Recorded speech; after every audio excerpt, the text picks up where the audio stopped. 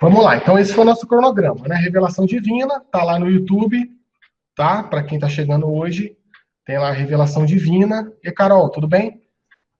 Tem o Antigo Testamento, que nós falamos há 2 aulas atrás, há dois encontros atrás. Tem o Novo Testamento, que falamos também bastante, e é exatamente um pouco do resumo que eu vou falar para vocês agora, tá? Então, o Novo Testamento, como eu disse para vocês, está numa perspectiva da unidade das Escrituras em Cristo, tá? Tanto os teólogos como os pastores necessitam de estar conscientes da relação entre o Antigo e o Novo Testamento. Como eu tenho dito para vocês nos encontros, ler o Novo Testamento sem um embasamento do Antigo é você pegar uma série na terceira temporada. Você não vai entender muita coisa. Ou se entender alguma coisa que está escrito no Novo, é claro que a gente vai entender, porque um dos critérios dos evangelhos, das escolhas dos 4 evangelhos, é que os 4 textos são textos narrativos, e isso faz toda a diferença quando a gente está contando uma história. Claro que você vai entender sem ler o Antigo Testamento, o Novo Testamento. Porém, você não vai alcançar algumas analogias que só quem leu o Antigo Testamento consegue fazer no Novo. Nós estamos fazendo isso constantemente, desde os nossos primeiros encontros com o pessoal de São José do Vale do Rio Preto, que ainda era presencial, lá em fevereiro, né? Mostrando como as passagens de Jesus, como os ensinamentos de Jesus estão completamente prefigurados, quer dizer, o Antigo Testamento vai gritar o tempo inteiro a pessoa de Jesus, e no Novo Testamento Jesus cumpre o que está escrito no Antigo. Jesus verdadeiramente é o Messias anunciado pelos profetas, até a página 3, porque ele é muito mais do que o Messias anunciado pelos profetas. Nesse sentido, basicamente foi a cerne do nosso encontro de semana passada, mostrar essas realidades para vocês que estão em vermelho. Continuidade, ruptura, cumprimento e superação. Esse é Jesus no Novo Testamento. Jesus faz parte da Santíssima Trindade, Pai, Filho e Espírito Santo. Nós percebemos Deus Pai totalmente no Antigo Testamento. Percebemos Deus Filho revelado no seio de Maria totalmente no Novo Testamento. E percebemos também o Espírito Santo em Pentecostes, após a vinda do Espírito Santo, lógico, após a manifestação pública, concreta do que é o Espírito Santo verdadeiramente. Acho que tem alguém me chamando aqui para dar acesso a algum lugar. Hoje aqui está meio bagunçado. Enfim. Nesse sentido, gente, nós temos a Santíssima Trindade, Pai, Filho e Espírito Santo, desde toda a eternidade. Mostrei para vocês lá em Gênesis, façamos o homem a nossa imagem e semelhança, isso mostrando que existe verdadeiramente uma trindade. Agora, Jesus, ele dá continuidade a essa história de salvação, desde lá do proto-evangelho, colocarei inimizade de ti, o filho da mulher, até um determinado momento. É o que eu botei aqui, ó, as escrituras, porque completa uma tríplice dimensão. O aspecto fundamental de continuidade com a revelação do Antigo Testamento, mas ele vai romper também. Um aspecto de cumprimento e de superação. Basicamente foi isso que nós estudamos na aula passada. Tá? Falei um pouco sobre o cânone dos evangelhos, como foi organizado, principalmente a escolha e a feitura dos 4 evangelhos. Né? Eu costumo brincar, gente, será que a igreja escolheu os 4 evangelhos que ela quis e excluiu os outros? O que as pessoas normalmente falam, Vivian? Foi isso mesmo. Né? Não, aliás, não foi isso, não. Foi isso. A igreja pegou 4 evangelhos e colocou nas escrituras, mas teve um critério como eu disse para vocês, um critério de fidedignidade, né? E mostrando um pouco como foi escolhido os evangelhos. Evangelhos que foram narrativas, pessoas que escreveram exatamente igual a pessoas que viram, e essas pessoas não se conheciam, um pouco lá do que está no YouTube, né? Mateus foi testemunho ocular, Marcos foi discípulo de Pedro e escreveu exatamente como Mateus, que foi testemunho ocular, Lucas foi discípulo de Paulo e escreve exatamente igual ao Evangelho de Mateus, que foi testemunho ocular, e João foi testemunho ocular. Basicamente, esse foi o primeiro grande critério para a escolha dos 4 evangelhos, tá? E aí, voltando à continuidade, ruptura, cumprimento e superação, mostrando um pouco da vinda de Jesus. Aqui, uma passagem muito interessante, que é a continuidade do Novo Testamento. Aqui, Jesus vai dar continuidade ao Novo Testamento. Essa pintura que é belíssima, nós vamos perceber aqui no fundo, aqui no cantinho, deixa eu botar aqui o efeito para vocês, aqui no canto, Adão e Eva sendo expulsos do paraíso. Tá? Adão e Eva que pecaram, e o pecado não nasce nesse momento. Às vezes as pessoas erroneamente acham que o pecado nasce com Adão e Eva. Não. O pecado nasce com Lúcifer, com o demônio, com o diabo. O pecado entra no mundo nesse momento. Porque antes o pecado estava numa esfera sobrenatural. Agora não. Ele está numa esfera física. O homem tem a concupiscência da carne. O que é isso? O homem é inclinado para o pecado. Por quê? Porque o pecado, de certa feita, nos traz um prazer empírico, né? Ninguém chega para conversar com o padre falando que comeu um prato de jiló.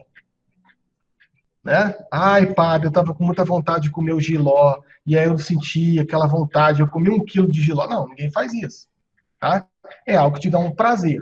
Tá? Então, o homem é inclinado por conta do pecado de Adão e Eva.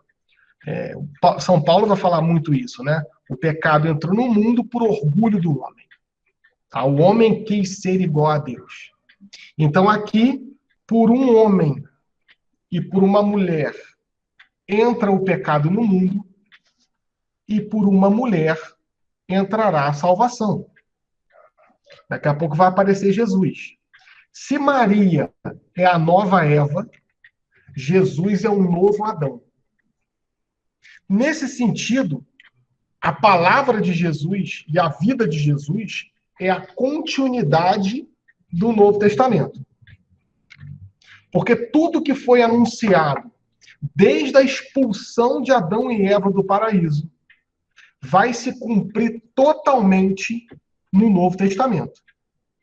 E é por isso, gente, que Paulo, a gente vai falar um pouquinho de Paulo hoje, é por isso que Paulo tem tanto problema com a lei, com a Torá, porque ele percebe que a lei judaica, que é altamente preceitual, que é altamente minuciosa em coisas que nem sempre têm um sentido grandioso, falta alguma coisa. Falta um pedaço. E quando ele vê um Messias, que é um homem que foi crucificado, isso para o judeu era um absurdo, ele percebe que existe verdadeiramente um cumprimento das Escrituras na pessoa de Jesus. E ele vai escrever isso belamente em Romanos 4. É interessante que o primeiro a fazer isso é alguém que foi apedrejado por ele. Né? Estevão, em Atos 17, vai ser apedrejado justamente por fazer essa ligação do Antigo Testamento com a pessoa de Jesus. Se você pega o discurso de Estevão, ele é reproduzido quase que igualmente por Paulo em Romanos 4. E eu costumo dizer que esse é verdadeiramente o espinho na carne de Paulo.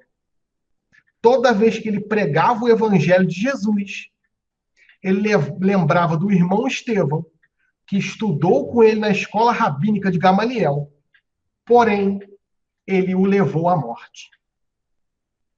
Então, Jesus tem esse sentido de continuidade das Escrituras. Só que por que Jesus é mais do que os profetas anunciaram? É interessante que ontem eu estava aqui estudando e meditando, né? E aí tem os dons do Espírito Santo. Olha que interessante, Vivian, você que trabalha com catequese, né? Os dons do Espírito Santo. Um dos dons do Espírito Santo é espírito de piedade. É a piedade. O espírito de ciência e piedade. Agora, acha isso na Bíblia. Isso é em Isaías 11:2. E seguinte. Só que na Bíblia que nós temos, todas elas, inclusive Lucas, da Thompson, que é uma Bíblia protestante muito boa, está exatamente igual à Bíblia de Jerusalém, que está exatamente igual à Bíblia do Peregrino, que está exatamente igual à Bíblia da Editora Vozes. A gente vai ter espírito de piedade, isso aí mesmo. A gente vai ter exatamente espírito de piedade na Vulgata, na Bíblia em latim. E para descobrir isso, nossa Senhora, eu fiquei o dia inteiro, Vivi, pesquisando, meu Deus, onde que está isso, onde que está isso? Aí achei na tradução lá de São Jerônimo, na tradução original da Bíblia, espírito de ciência e piedade. Pô, Bruno, mas por que na nossa Bíblia não tem isso? Porque está implícito no texto piedade. É aquele que julga com justiça. Alguém que julga com justiça é piedoso. Achou aí, Vivian? Isaías 11:2. Quando Isaías vai falar do Messias, né? Vai falar, o Espírito do Senhor está sobre mim, Isaías 61, na verdade. E vai falar da vinda de Jesus, né? O Espírito vai falar da raiz de Jessé, do tronco de Davi, nascerá o Salvador, e aí tem os 7 dons do Espírito Santo. E eu fiquei pesquisando. Jesus é muito mais do que o que foi predito por Isaías. O judeu, ele queria um libertador político. Ele queria um Messias que viesse ornado de glória e não um carpinteiro que é crucificado, entende? Jesus é um Deus, um Messias que vai trazer uma libertação não política, mas antropológica. E isso nenhum judeu esperava. Por isso é um sentido de ruptura. Nós falamos bastante isso na aula passada, né? O Novo Testamento como um sentido de ruptura. Por quê? Se você pegar o checklist da nova proposta falada pelo Messias, falada por Jesus em Mateus 5, é outra coisa, é outra religião. Jesus verdadeiramente quis a religião. Ele vai fundar o edifício dele e ele fala a minha igreja. E é uma nova perspectiva. O que Jesus vai falar em Mateus 5? Todo mundo que o judeu, esse é o resumo de Mateus 5. Todo mundo que o judeu diz que é maldito, eu digo que é bem-aventurado, eu digo que é bendito. Então Jesus estabelece aqui uma contradição com o judaísmo. Por exemplo, bem-aventurado o pobre. O judeu fala que quem é pobre é amaldiçoado por Deus. Dei até o exemplo para vocês do negacionismo, muitas vezes, das comunidades neopentecostais do Brasil sobre o coronavírus. Por que existe o negacionismo do coronavírus? Porque Deus vai me proteger. Eu estou em oração, eu sou um homem reto e santo, jamais o coronavírus vai me contaminar. Vai contaminar os pecadores, os ímpios, aqueles que não andam nas veredas do Senhor. Isso é uma mentalidade judaica. Entende? Jesus, muito pelo contrário. Jesus vai falar que bem-aventurado é aquele que é pobre. Bem-aventurado é aquele que é injustiçado. Bem-aventurado é aquele que é perseguido. Bem-aventurados mais simples. E toda a pregação de Jesus vai dando protagonismo àqueles que o judeu considerava o pior, o menor. Gente, vamos combinar, né? Os amigos de Jesus. Aquela máxima, me diga com quem tu andas, que eu te direi quem és, não funcionaria com Jesus. Né? Eu fico imaginando se Jesus viesse agora, com quem que ele andaria? E outra coisa, vamos combinar, né? A igreja não é uma sociedade de perfeitos. Então a gente tem essa ruptura da mensagem judaica. Jesus não é um Messias que vai estabelecer guerra contra Roma para estabelecer o reino de Israel. Ele vai fazer uma nova Jerusalém, uma Jerusalém celestial, tá? Superação. Então ele continua o Antigo Testamento nesse sentido, porque se encarna.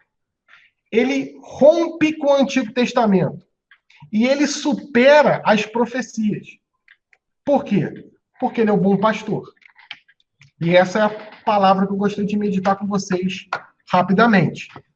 O Sermão do Bom Pastor está no 4º capítulo do livrinho, tá?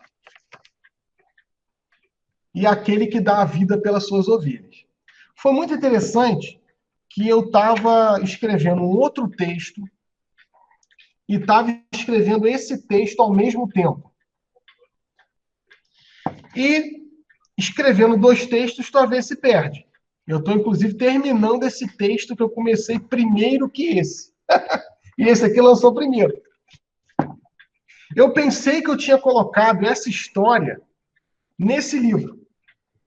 E eu não coloquei. Depois desceu até uma lágrima. Mas, enfim, eu conto. Por que que o bom pastor conhece as suas ovelhas? Isso eu falei para vocês em um outro momento. A gente está repetindo isso porque a gente está no contexto de primeiro pilar das novas evangelizações propostas pela CNBB, 2019, 2023. Então, cabe uma reflexão das Escrituras. Por que que a ovelha e o pastor são tão íntimos, tão próximos? E a ovelha conhece o pastor e o pastor a ovelha? Pelo cheiro. A ovelha vai reconhecer o pastor pelo seu cheiro. E é por isso que Jesus é um bom pastor. Agora, é muito interessante todas as figuras que Jesus vai falando para, de certa maneira, cumprir aquilo que ele disse em Mateus 5, no Sermão das Bem-aventuranças. Então, ele vai olhar para o seu entorno e vai perceber que tipo de figura eu posso utilizar, que tipo de imagem eu posso utilizar para mostrar o que eu quero fazer com esse povo. Então, ele vai usar o redil para falar da igreja. Ele vai usar pescaria para falar da evangelização. Ele vai falar de terra seca, com pedras e boa, para falar da mensagem. Então, ele vai usar o contexto agropastoril que está no entorno. Como alguém que olha para a realidade do seu público, dos seus pares, e entende verdadeiramente como tocar aquele coração. Então, gente, você que é catequista, você que é ministro ordinário da Eucaristia, você que se dedica à evangelização, você tem que olhar para o teu público. Não adianta eu querer falar de Jesus igual eu falo na faculdade com as crianças de 8 anos da catequese. Não vai dar certo. Tá? Você pode usar o mesmo conhecimento? Eu costumo dizer que tem que usar mais, né? Quanto mais simples o público, mais conhecimento você tem que ter. Por quê? Qual que é o papel do professor, né? É aquele que pega algo complexo e desdobra. Tira as dobras, explica, tira as plicas, tira as dobras. Então, quanto mais complexo é o tema, e mais fácil você se explica para quem está ouvindo, significa que você tem um conteúdo total. Quem pega um conteúdo difícil e explica de maneira difícil, não fez nada. Né? É comum, às vezes, a gente estudando, né? Falar assim, nossa, fulano de tal é muito inteligente. Ele fala e eu não entendo nada. Sim, na minha opinião, não é inteligente. Inteligente é alguém que pega algo que é complexo e explica da melhor maneira possível. Então, Jesus verdadeiramente foi fazendo uma pedagogia com aqueles que estavam em torno dele. E uma das imagens mais sensacionais é a imagem do pastor. Ele vai falar lá em João 10. Quem quiser pegar,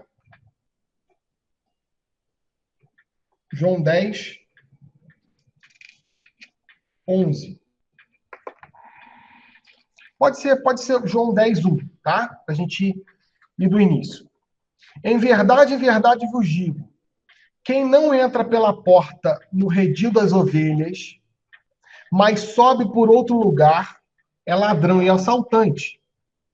Ele está falando do redil, é uma prefiguração da igreja, tá?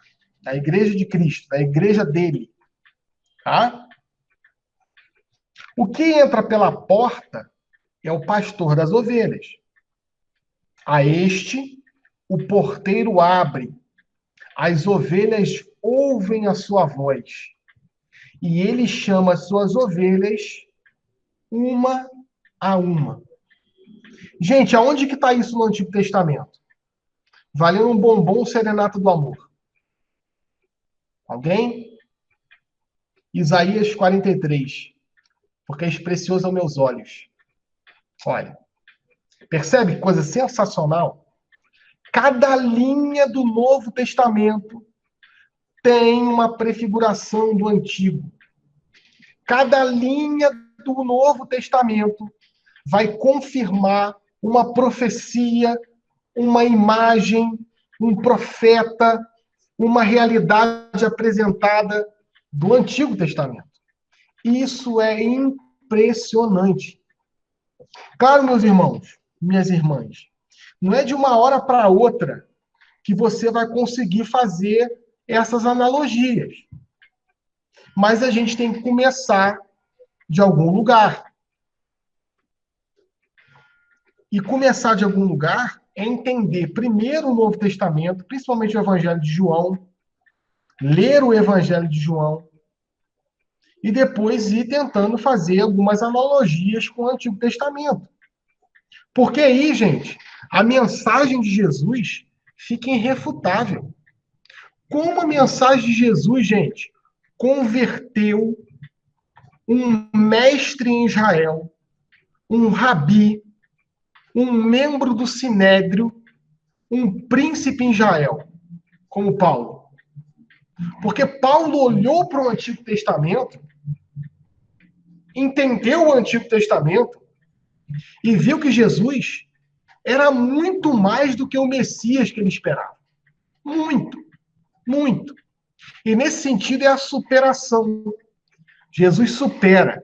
Essa passagem é fantástica. Vamos continuar. Elas não seguirão um estranho, mas fugirão dele, porque não conhece a voz dos estranhos. Jesus lhe apresentou essa parábola. Eles, porém, não entenderam o sentido do que eles diziam. Disse-lhe novamente Jesus, em verdade vos digo, eu sou a porta das ovelhas. O que Jesus está dizendo? Eu sou o redil. Eu sou a igreja. Eu sou o caminho, a verdade e a vida. Isso aqui não está. Eu sou o caminho, a verdade e a vida, não está aqui. Todos os que virem antes de mim são ladrões e assaltantes, mas as ovelhas não ouviram. Eu sou a porta. Se alguém entrar por mim, será salvo. Entrará e sairá. Gente, um pouco do que a gente olhou na semana passada. Nós olhamos duas passagens bíblicas que são análogas, não são idênticas, mas são parecidas. Jesus, quando fala para Nicodemos, necessário vos é nascer de novo da água e do Espírito. E aí Nicodemos fala, como é que isso é possível? Entrarei de volta eu no ventre de minha mãe? João 3. Jesus fala para Nicodemos, Nicodemos, você é um rabi e desconhece essas coisas? O que é carne, o que é espírito. Eu vos digo, se não nascer de novo da água e do Espírito, não entrará no reino dos céus. Em João 4, ele fala a mesma coisa para a samaritana, mas de maneira diferente. Ele fala, olha, menina, você vai vir aqui e vai beber dessa água. E vai voltar a ter sede. Da água que eu te der, você vai beber apenas uma vez. Se para Nicodemos Jesus está falando, olha, você precisa nascer de novo da água do Espírito, você precisa largar o homem velho e se tornar um homem novo através do Espírito Santo do batismo, para a samaritana ele fala, olha, você precisa beber uma nova água. Você precisa beber uma água sobrenatural, que sou eu mesmo. E aqui ele fala a mesma coisa. Olha que coisa sensacional. Ó, se alguém entrar por mim, será salvo. Entrará e sairá e encontrará pastagem. A diferença é que aqui ele não está usando a água, ele está usando o redil, o pastor, a ovelha. Mas a mensagem é exatamente igual. Qual é? Se você quer ter vida em mim e eu em você, você precisa ser uma nova criatura. E isso, gente, o Antigo Testamento vai falar desde o proto-evangelho, desde Gênesis 3. Colocarei inimizade de ti e o filho da mulher. Vamos lá. O ladrão vem para roubar, matar e destruir. Eu vim para que tenham vida e tenham em abundância. O que Jesus fala para a samaritana? Olha, da água que eu vou te dar, você vai beber e você vai se tornar aquilo que bebeu. Um manancial de água viva. E aí ele vai chegar no ponto chave da passagem. Né? João 10, 11. Eu sou o bom pastor.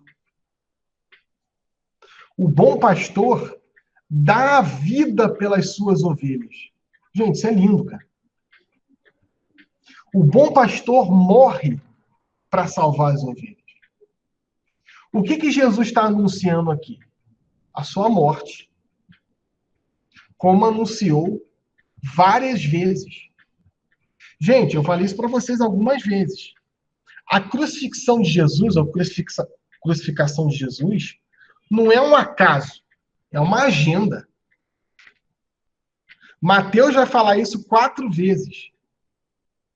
É interessante que na primazia de Pedro, quando Jesus fala, Pedro, não foi a carne nem o sangue que te revelou isso, mas foi o meu Pai que está no céu, por isso eu te digo, sobre esta pedra edificarei a minha igreja.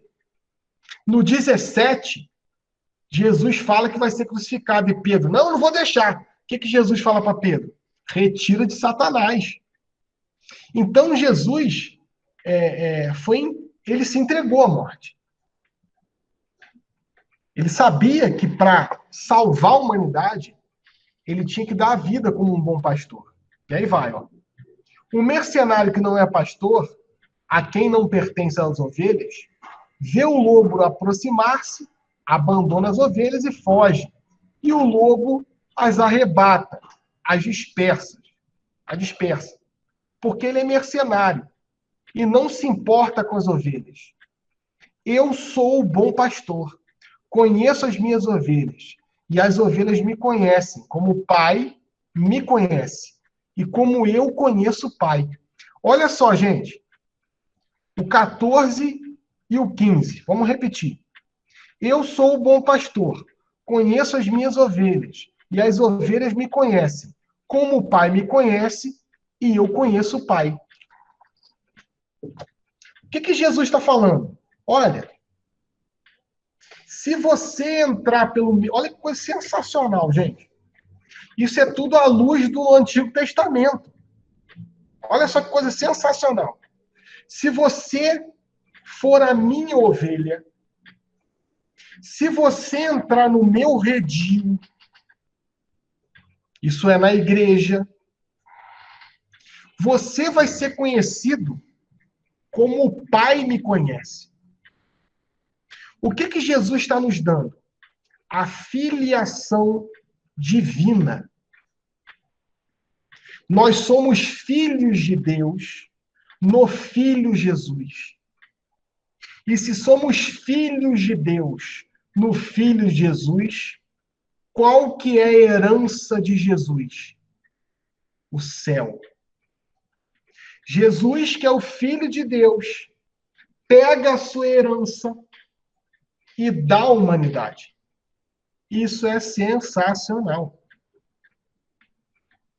Numa passagem que muitas vezes passa pelos nossos olhos e a gente, às vezes, não consegue beber totalmente. Aí vai.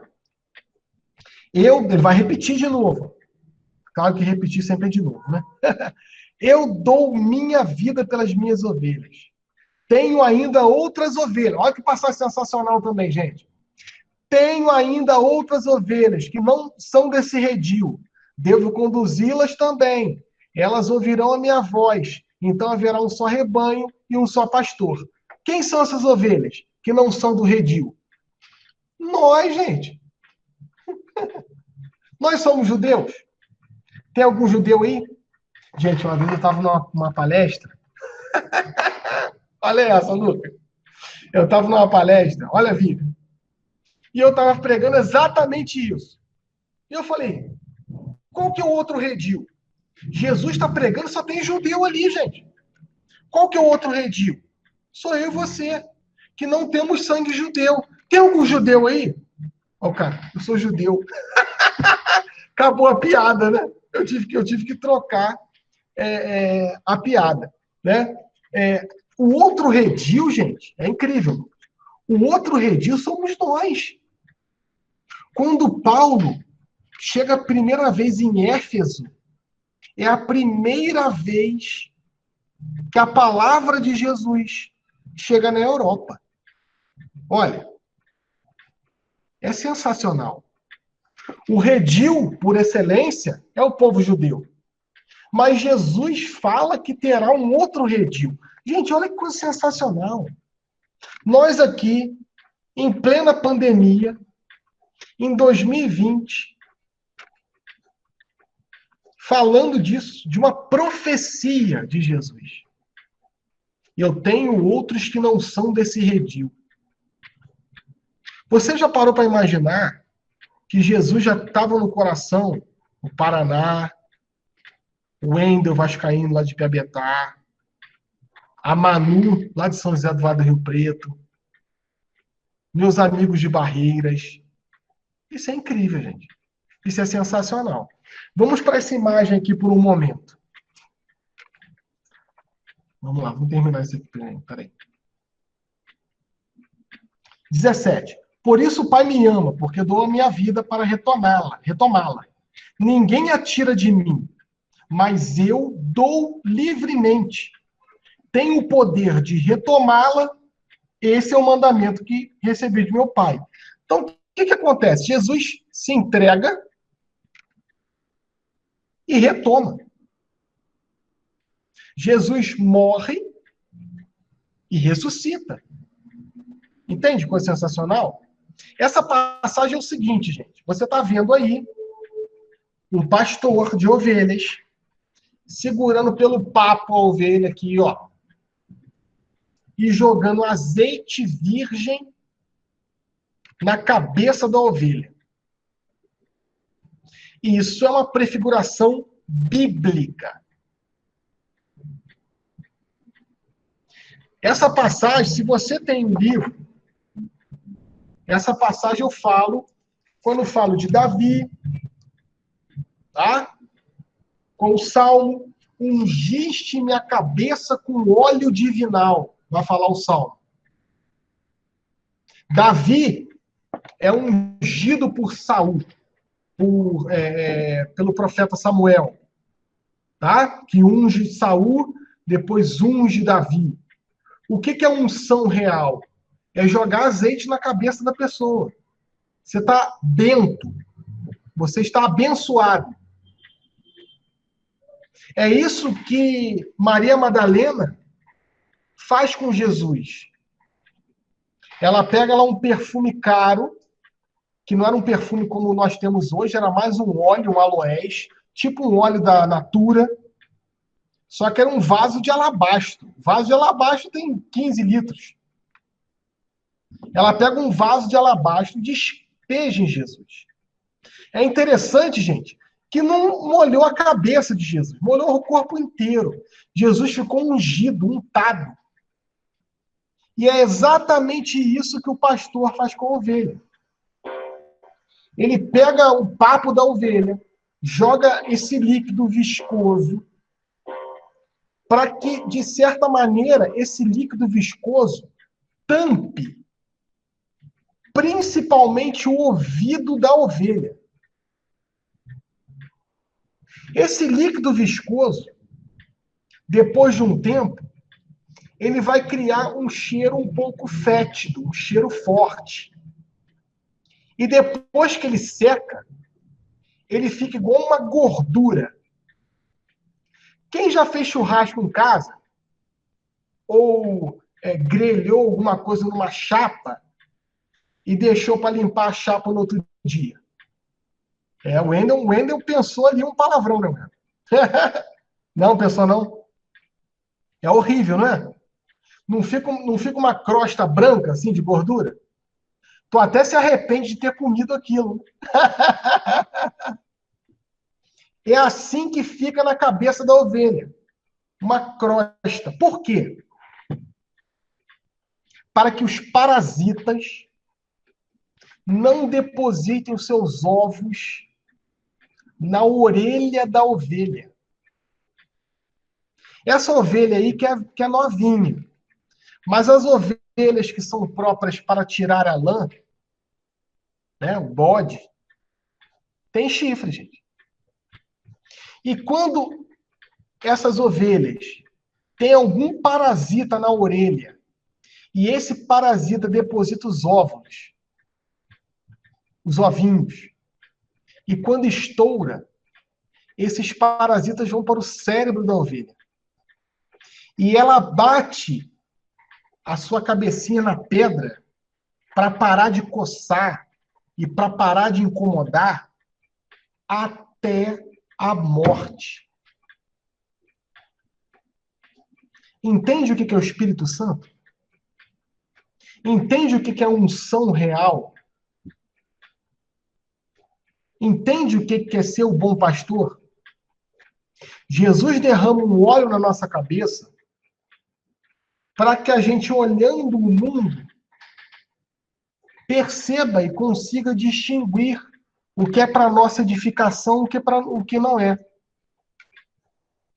Jesus protege a ovelha para que ela não seja contaminada e não leve a sua própria morte.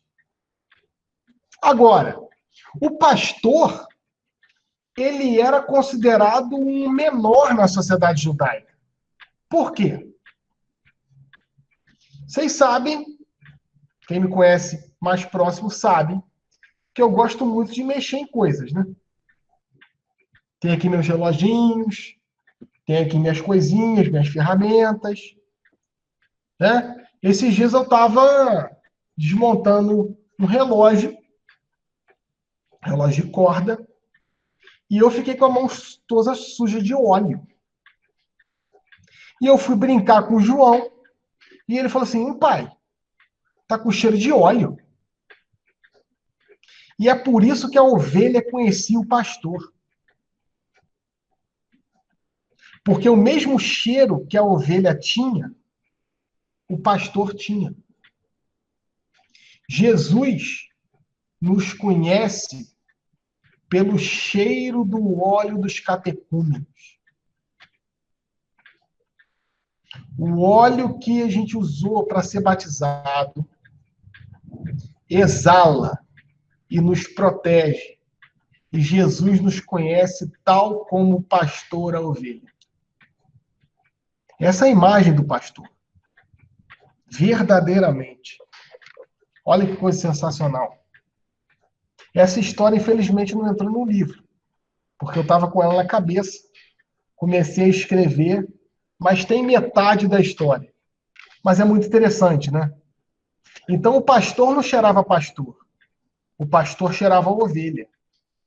E a ovelha não cheirava a ovelha. A ovelha cheirava ao pastor. O que isso quer dizer? Eles eram um. O mesmo cheiro que a ovelha tinha era o mesmo cheiro que o pastor tinha. É assim que é o batizado na igreja. O cheiro de Cristo, o perfume de Cristo.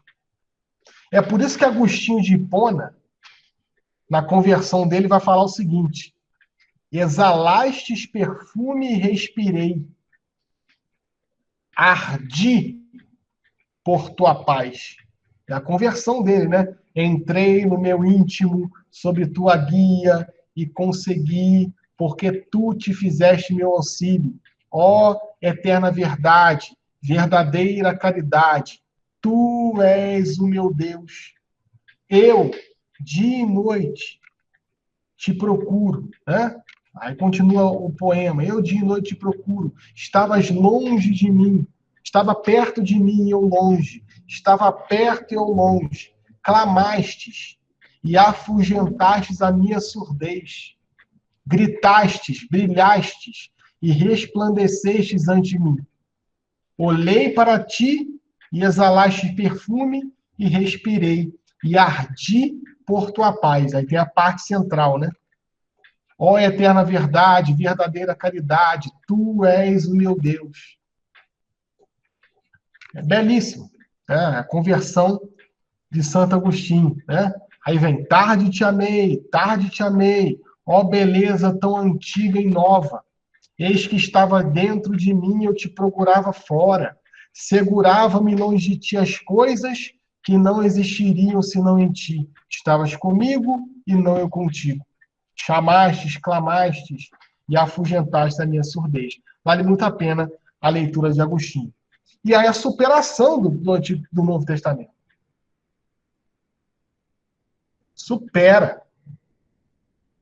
O que Jesus supera no Novo Testamento? A cruz é a superação.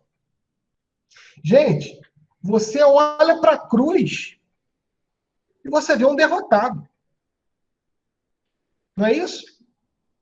Não. A cruz é vitória. Né? A gente canta, né?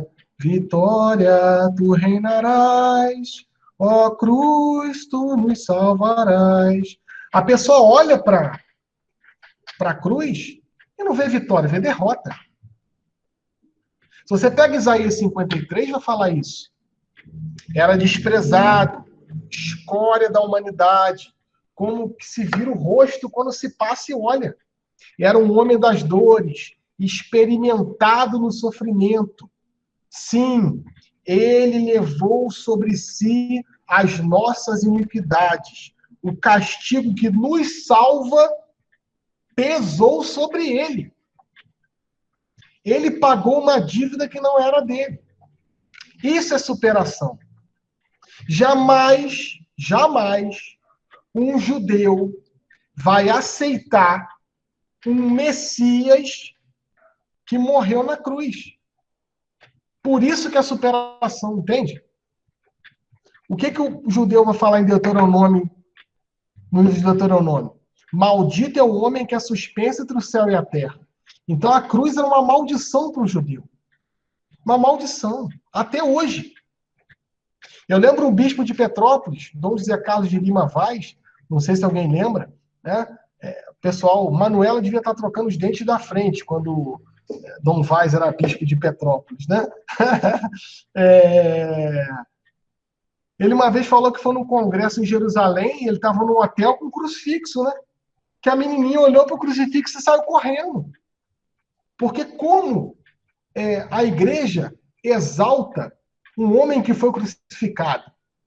a crucifixão, é vitória. É uma contradição. E é uma contradição que gera vida. Né? Isso é sensacional. Tá? Nesse sentido, é a superação. A gente para por aqui. Basicamente, o conteúdo novo é basicamente o Novo Testamento, a superação, e a questão do pastor, e a gente fecha os evangelhos, tá? Na próxima sexta-feira, vou falar um pouco sobre Atos dos Apóstolos, né? A carta proto-paulina, e falarei bastante sobre as cartas paulinas e deuteropaulinas, que é o conteúdo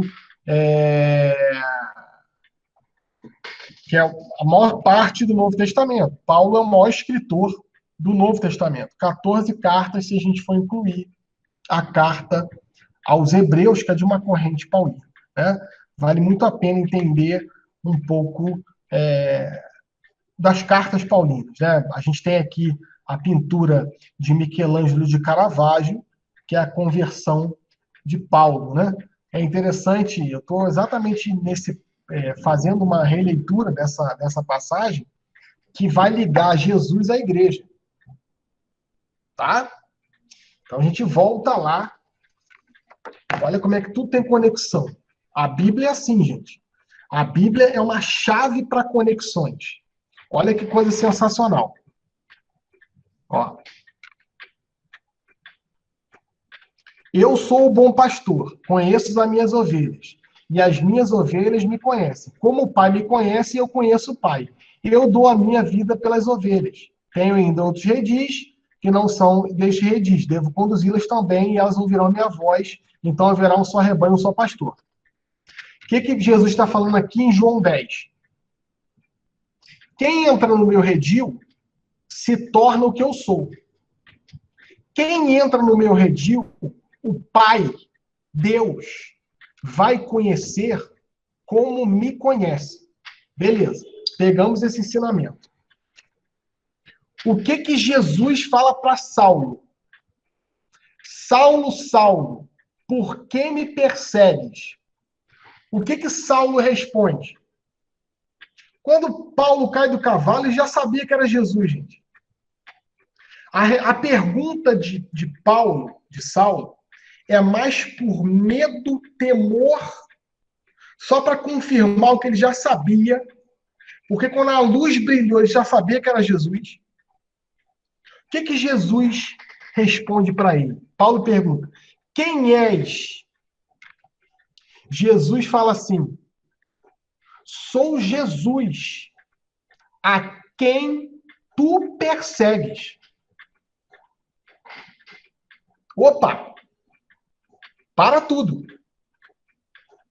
Paulo, apesar de ser contemporâneo de Jesus, apesar de ter visto as coisas que Jesus viu, apesar de ter olhado e contemplado os mesmos cenários geográficos, lugares, rios, poços e riachos que Jesus viu, Paulo nunca viu Jesus. Paulo não se encontrou com Jesus. Qual que é a prova que nós temos disso? As 14 cartas de Paulo. Em nenhum momento ele fala isso. Agora, como Paulo persegue Jesus? Paulo persegue aqueles que estão no redil do Senhor. Aqueles que são as ovelhas do Senhor. Consequentemente, o Senhor. Isso é a união íntima entre Jesus e a igreja. Entre a ovelha e o pastor. Quando Paulo persegue os cristãos, ele não persegue apenas os cristãos, ele persegue o próprio Cristo que habita em cada cristão pelo sacramento do batismo. Olha que coisa sensacional. É espetacular. A mensagem é espetacular. Vale muito a pena fazer essas analogias. Claro que não é de uma hora para outra, como eu disse para vocês, você vai pegar uma passagem bíblica e vai conseguir fazer analogias com várias passagens do Antigo Testamento. Agora, se você já consegue perceber, se Deus quiser, que existem todas essas analogias, já valeu a pena. Que Jesus verdadeiramente é muito mais do que o Messias anunciado pelos profetas, já valeu a pena totalmente.